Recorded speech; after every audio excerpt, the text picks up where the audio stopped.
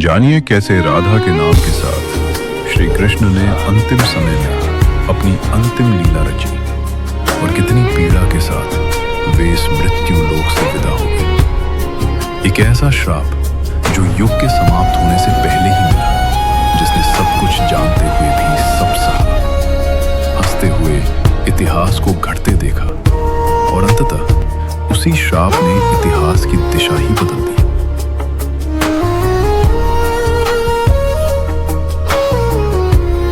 मैं तुम्हें श्राप देती हूँ वासुदेव कृष्ण। जैसे मैंने अपने 100 पुत्रों को खोया है, वैसे ही तुम अपने परिवार को विध्वंस होते देखोगे।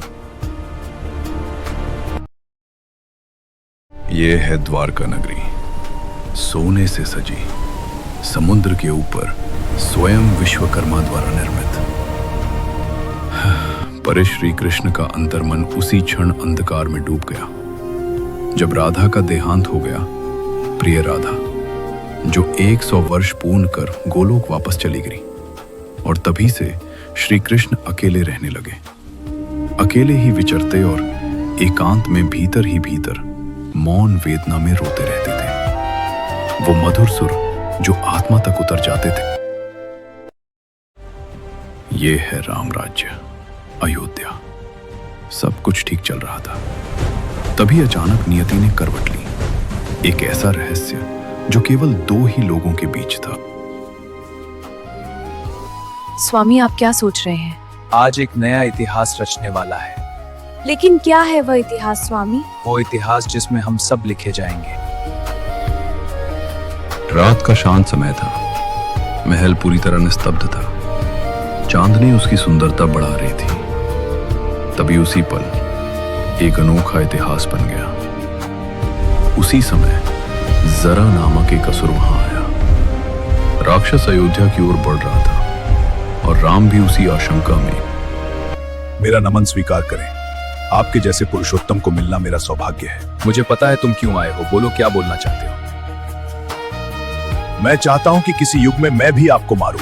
मैं तुम्हें वरदान देता हूं, द्वापर में मैं कृष्ण रूप में जन्म लूंगा और मेरी मृत्यु तुम्हारे ही हाथों होगी।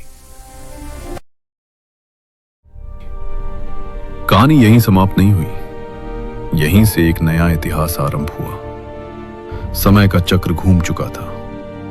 श्री कृष्ण अपने अंतिम क्षणों की ओर बढ़ रहे थे।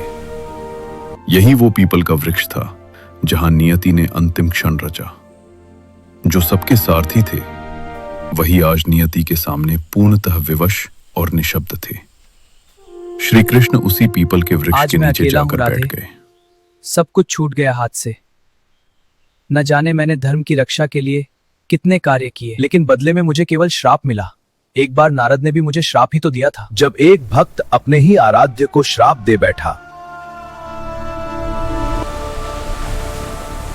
समुद्र मंथन में आपने शंकर को विष पिलाया और स्वयं लक्ष्मी तथा रत्न स्वीकार किए। आप दूसरों का सुख कभी सहन नहीं कर सकते। ये है गोलोक, जिसकी सुंदरता के आगे चंद्रमा की चांदनी भी शर्मा कर फीकी पड़ जाए, जहां की हवा के कण कण में राधा कृष्ण का प्रेम बसा है। राधा रानी। लेकिन राधा का मन दुख और पीड़ा से भर गया था। उदास बैठी राधा के कानों में तभी कृष्ण की पुकार गूंज उठी। मैं बहुत पीड़ा में हूं राधे, मुझे तुम्हारे पास आना है। ये पुकार सुनते ही वो रो पड़ी। राधा की आंखें भर आईं और उसी क्षण एक गोपी उनके पास आ पहुंची। क्या कुछ अनहोनी होने वाली है? तुम रो क्यों रही? सबके प्रिय कान्हा बहुत बहुत पीड़ा में है। शायद वो अंतिम पल आ गया है।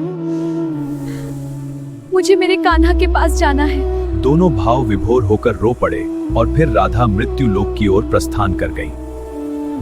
राधा ने पीछे से कृष्ण को छूने की कोशिश की, मगर एक अदृश्य शक्ति ने रोक लिया।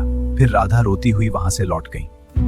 हे कृष्ण, मेरे प्राणनाथ। कृष्ण रोते रोते ही सो गए और मन ही मन सोचने लगे, यह कैसा जन्म मिला मुझे, कारागार की दीवारों में जन्म और जनते ही माँ की गोद से दूर।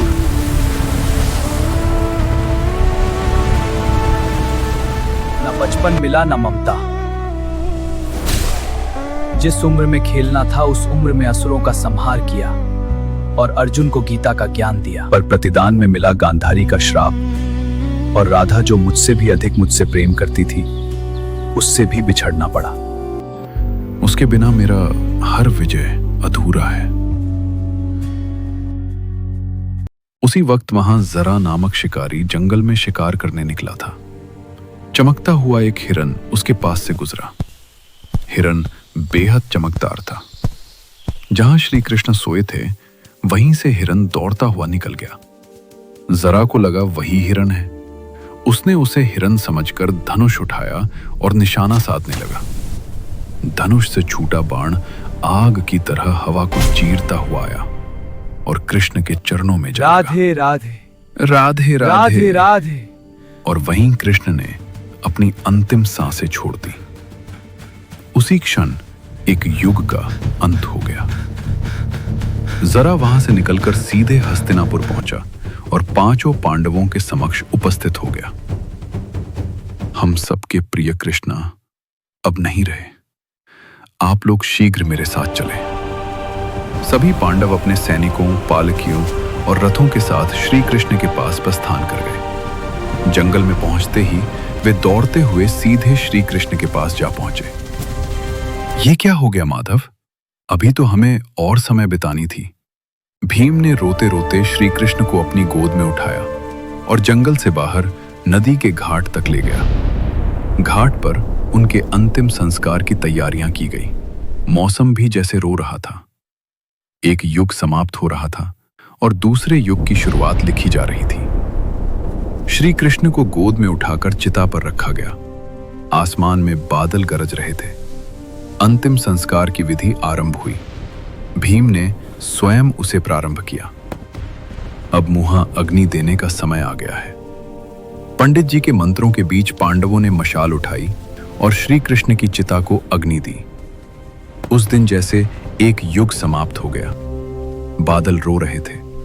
सभी ने श्री कृष्ण को प्रणाम किया और संसार सूना पड़ गया। अंतिम विधि के लिए जब पंडित जी राख समेट रहे थे तभी उसी राख से एक धड़कता हुआ दिल बाहर निकल आया। गर्म तपता लाल रंग का वो दिल मानो एक नए युग को दिशा देने के लिए धड़क रहा हो। ये श्री कृष्ण का हृदय है। इसको जलाना उचित नहीं होगा। उन्होंने उस धड़कते दिल को देखते ही घबराकर एक मोटी लकड़ी ली। पेड़ के सहारे उसे कसकर बांधा।